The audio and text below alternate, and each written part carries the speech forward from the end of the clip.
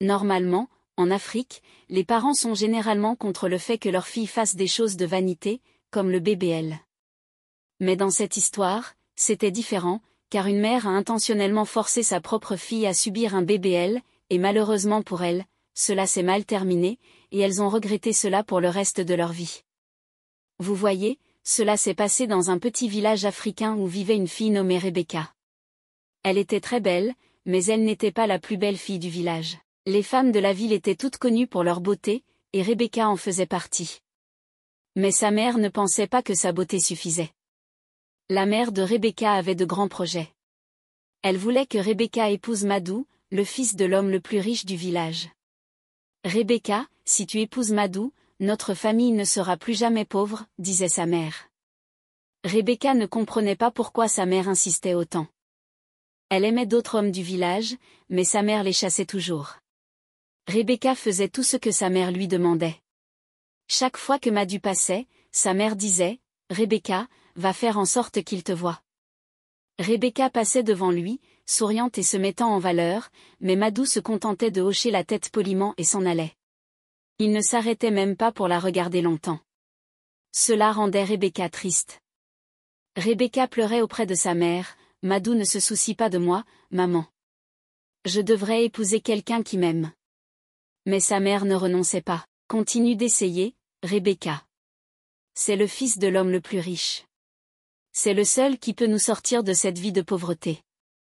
Tu dois l'épouser. » Rebecca ne comprenait pas pourquoi sa mère ne voulait que Madou. Il y avait beaucoup d'autres hommes dans le village, des hommes gentils et travailleurs qui aimaient Rebecca. Ils venaient chez elle, apportant des cadeaux et demandant à l'épouser. Rebecca les aimait aussi, mais sa mère les renvoyait toujours en disant, « Ces hommes ne sont pas assez bien. Ils n'ont rien, seul Madou peut nous offrir une belle vie. » Rebecca se sentait fatiguée et frustrée. Elle voulait épouser quelqu'un qui l'aimait, qui se souciait d'elle, mais les mots de sa mère résonnaient toujours dans ses oreilles, « C'est Madou ou personne. » Rebecca ne savait plus quoi faire. Elle se sentait piégée, essayant toujours de conquérir le cœur de quelqu'un qui ne se souciait pas d'elle, tout en repoussant l'amour des hommes qui l'aimaient. Et ainsi, Rebecca continuait d'essayer, espérant qu'un jour Madou la remarquerait. Un jour, une femme nommée Alice, une vieille amie de la mère de Rebecca, est venue de la grande ville pour lui rendre visite. Alice avait entendu parler de tous les problèmes que la mère de Rebecca avait pour faire remarquer sa fille par Madou. Après avoir écouté toutes les histoires, Alice secoua la tête et dit, « Tu as tout essayé, mais peut-être que Rebecca a besoin de quelque chose de différent. » La mère de Rebecca était curieuse, « Que veux-tu dire ?» Alice sourit et s'approcha. « En ville, il y a quelque chose appelé BBL. Cela peut rendre le corps d'une femme plus attractif.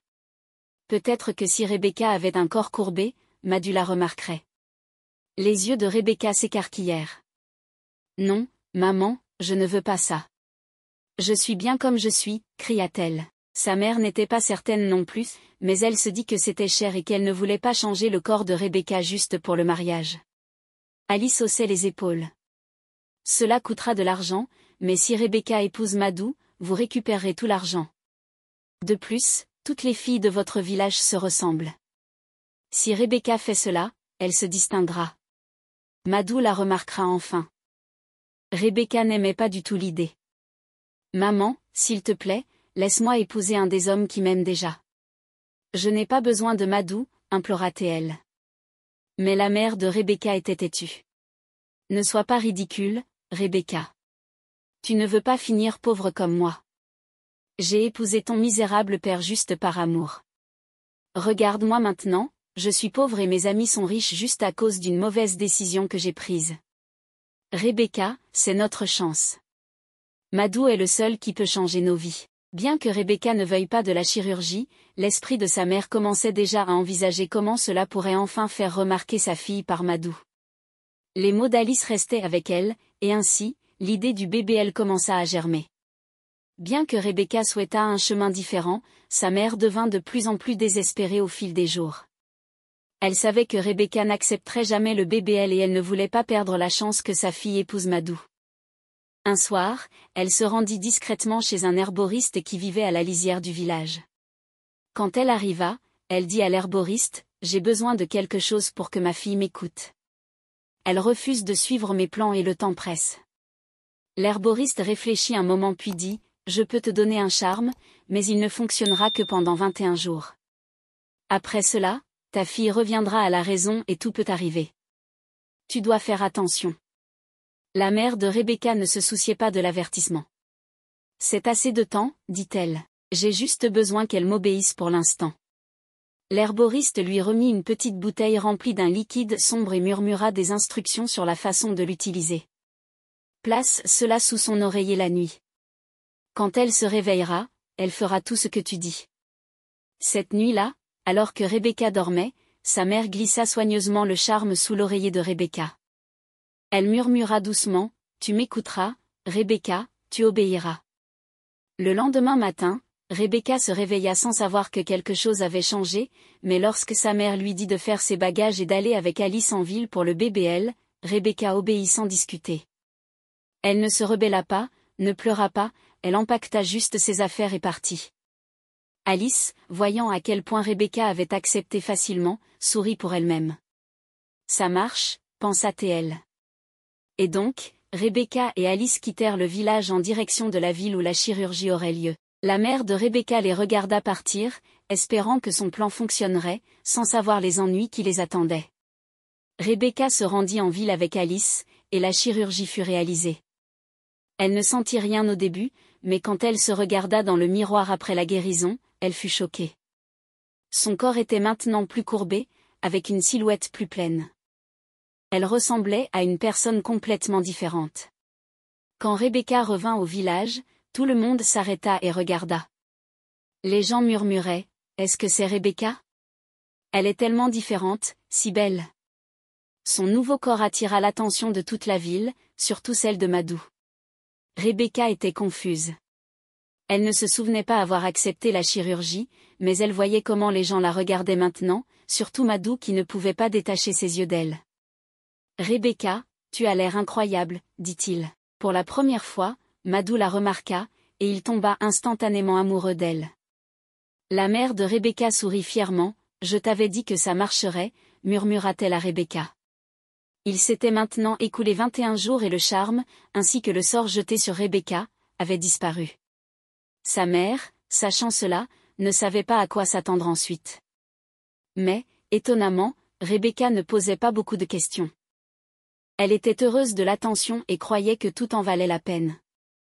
Elle remercia sa mère, « Maman, je ne savais pas que je pouvais être si importante, tout le monde veut me voir maintenant. » Merci.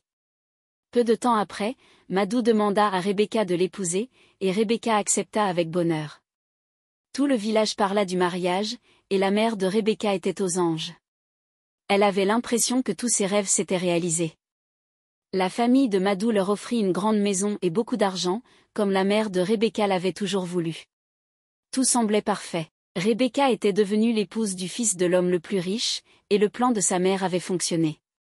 Mais personne ne savait les problèmes qui allaient survenir.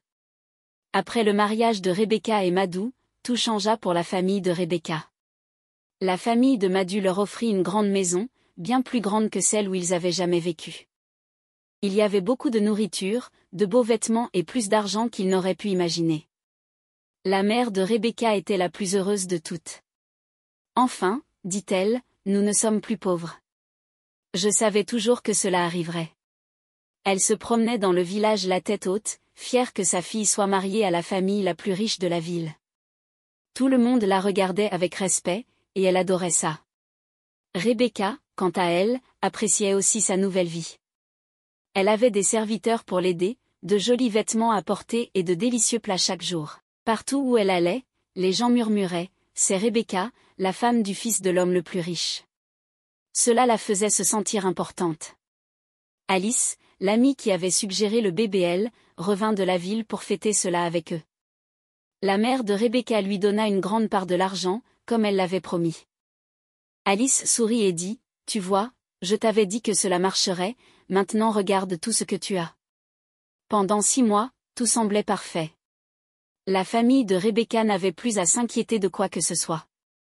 La mère de Rebecca avait enfin réalisé son rêve de devenir la belle-fille de la famille la plus riche du village, et Rebecca, admirée par tous, profitait de l'attention et du luxe qui accompagnaient sa nouvelle vie.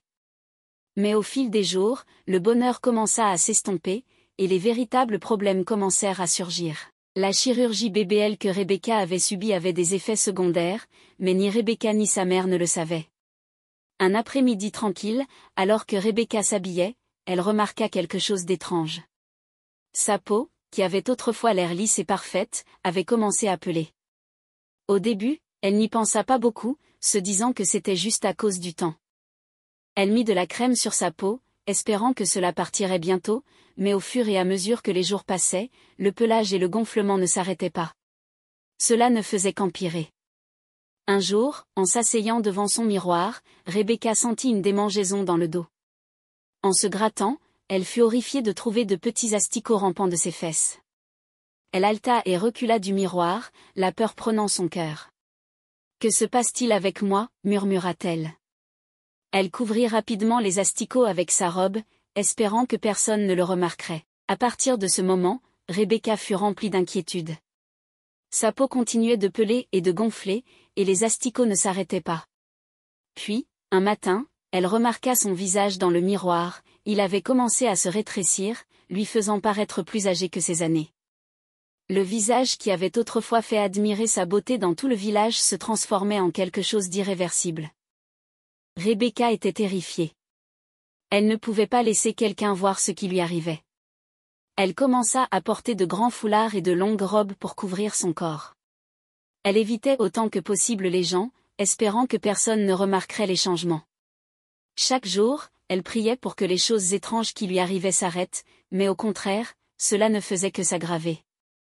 Finalement, ne pouvant plus le supporter, Rebecca courut vers sa mère, des larmes coulant sur son visage, alors qu'elle soulevait sa robe pour montrer à sa mère les asticots. « Maman, regarde ce qui m'arrive, mon corps s'effondre. » Les yeux de sa mère s'écarquillèrent d'horreur. Elle n'avait jamais rien vu de tel. « Rebecca, nous devons garder cela secret, » dit sa mère d'une voix tremblante. « Si quelqu'un découvre cela, cela apportera la honte à notre famille.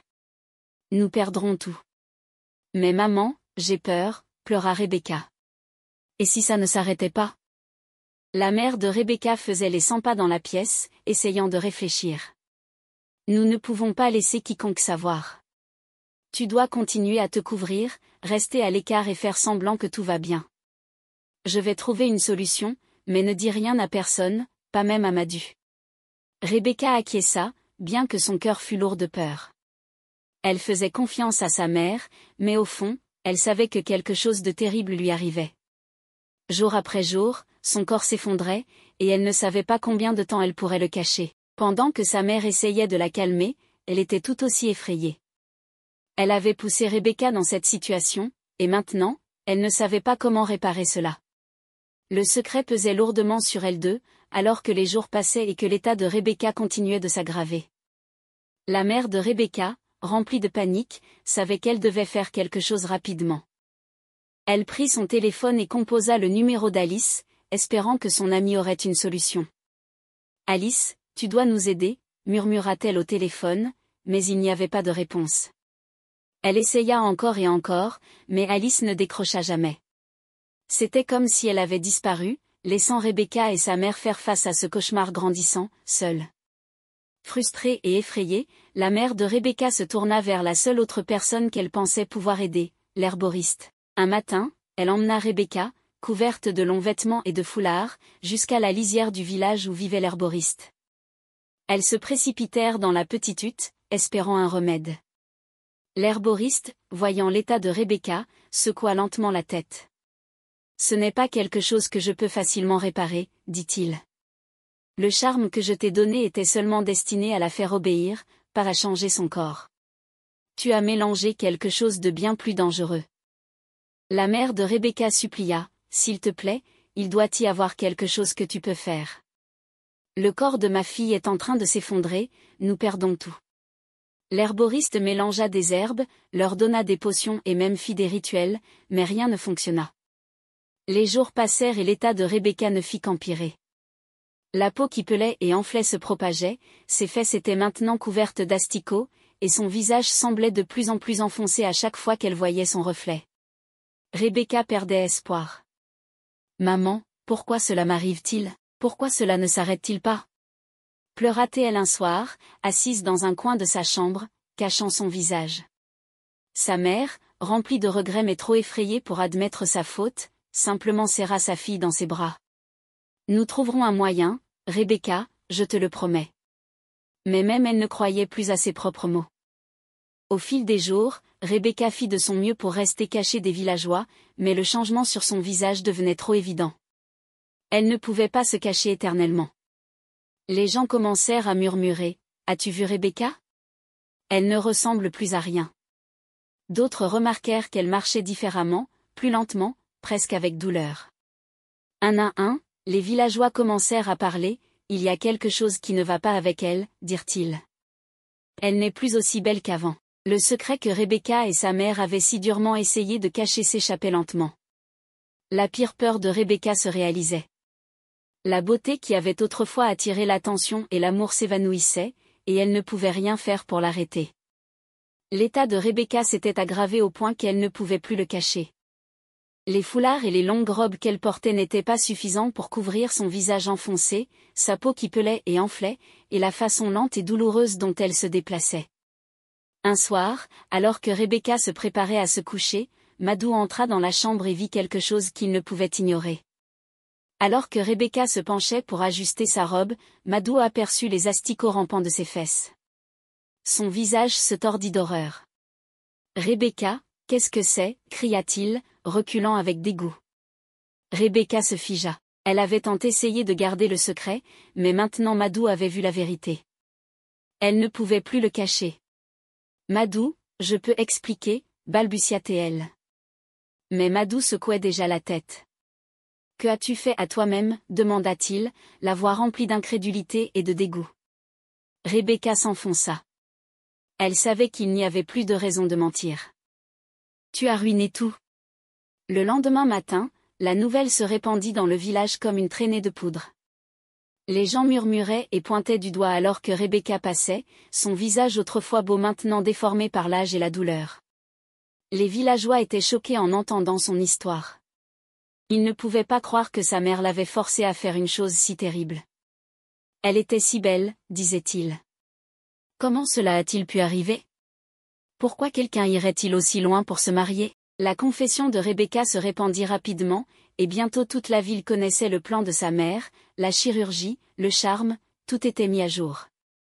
Les gens qui avaient autrefois admiré Rebecca pour sa beauté la fuyaient maintenant, certains la moquaient même pour ce qu'elle était devenue. Madou, furieux et incapable de supporter plus longtemps la vue de Rebecca, fit ses valises et quitta la maison.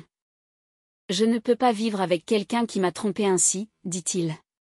Le mariage était fini, et Rebecca se retrouva seule, sa beauté disparue et sa réputation ruinée. Les villageois, choqués par les efforts que la mère de Rebecca avait déployés pour assurer le mariage, secouaient seulement la tête. La vie de Rebecca avait été détruite par la vanité et le désir de richesse et de statut de sa mère. Ce qui était autrefois un rêve était maintenant devenu un cauchemar.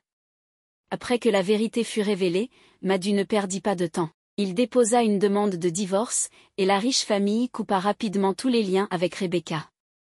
Il ne voulait rien avoir à faire avec elle ni avec la honte qui l'entourait maintenant. Pour eux, le mariage était basé sur la tromperie, et il n'y avait aucun moyen de le réparer. Rebecca, autrefois admirée pour sa beauté, était devenue l'ombre d'elle-même. Son corps, autrefois loué et envié, était maintenant déformé. Sa peau continuait de peler et de gonfler, et son visage enfoncé la rendait presque méconnaissable. Les asticots qui horrifiaient Madou étaient toujours là, et personne ne savait comment les arrêter. Rebecca essayait de se cacher, mais cela n'avait pas d'importance. Tout le monde dans le village savait ce qui s'était passé. Les gens qui avaient autrefois salué Rebecca avec des sourires et des mots gentils murmuraient maintenant dans son dos, « Regardez-la » disait-il. Toute cette beauté disparue. Elle et sa mère se sont attirés cela. Les villageois, autrefois adorateurs, moquaient maintenant Rebecca et sa mère pour leur vanité. Ils ne comprenaient pas pourquoi quelqu'un irait aussi loin juste pour épouser un homme riche.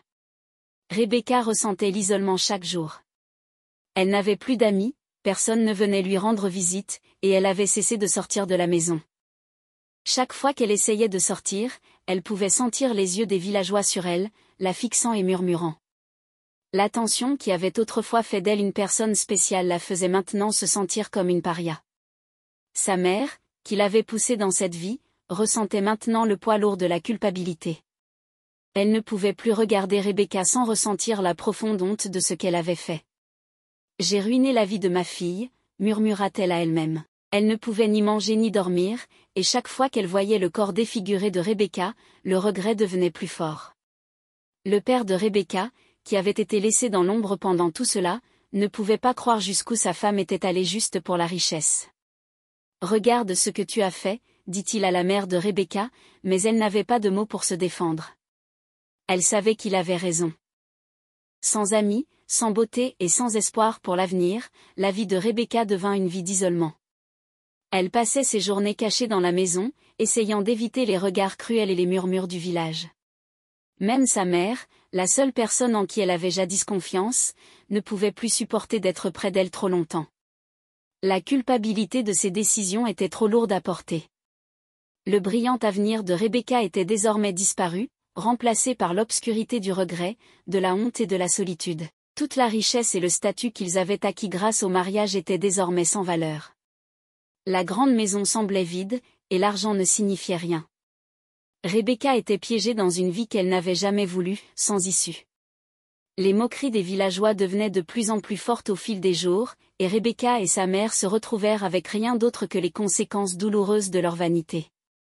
Incapables de supporter la honte et les murmures constants des villageois, Rebecca et sa mère décidèrent de partir. Elles firent discrètement leurs bagages et abandonnèrent la grande maison ainsi que tout l'argent qu'elles avaient gagné grâce au mariage de Rebecca avec Madu. L'ancienne maison fière était maintenant vide, un rappel de ce qui avait été perdu. Rebecca et sa mère déménagèrent loin, vivant le reste de leurs jours dans le regret et l'isolement. Le corps de Rebecca continua de se détériorer, et la culpabilité de sa mère ne fit que croître chaque jour. Elles avaient échangé tout, le bonheur de Rebecca, sa santé et son avenir, contre une chance de richesse et de statut, et cela les avait détruites. Pendant ce temps, de retour au village, le père de Rebecca, qui avait été laissé derrière dans tout cela, fut surpris de découvrir qu'il possédait désormais la maison et tout l'argent que le mariage de Rebecca avait apporté. Avec Rebecca et sa mère partis, la richesse était désormais entre ses mains. Lui, l'homme autrefois pauvre et oublié, était devenu riche de manière inattendue, bien qu'il n'ait rien payé pour cela. L'ironie n'échappa pas à son attention alors qu'il s'asseyait dans la maison que sa femme et sa fille avaient tant combattu pour obtenir, réalisant à quel point leur obsession de la vanité leur avait coûté tout. Au fil du temps, Rebecca s'asseyait souvent en silence, réfléchissant à ses choix. Elle comprit comment l'obsession de sa mère pour la beauté et le statut l'avait conduite sur un chemin de destruction. Si seulement j'avais su, Rebecca se murmurait à elle-même. Elle comprit trop tard que la vraie beauté vient de l'intérieur, et non de l'apparence extérieure. L'histoire de Rebecca devint un avertissement pour le village. Les gens parlaient d'elle comme d'un rappel des dangers de la vanité et de la fausse beauté. Le village n'oubliera jamais elle.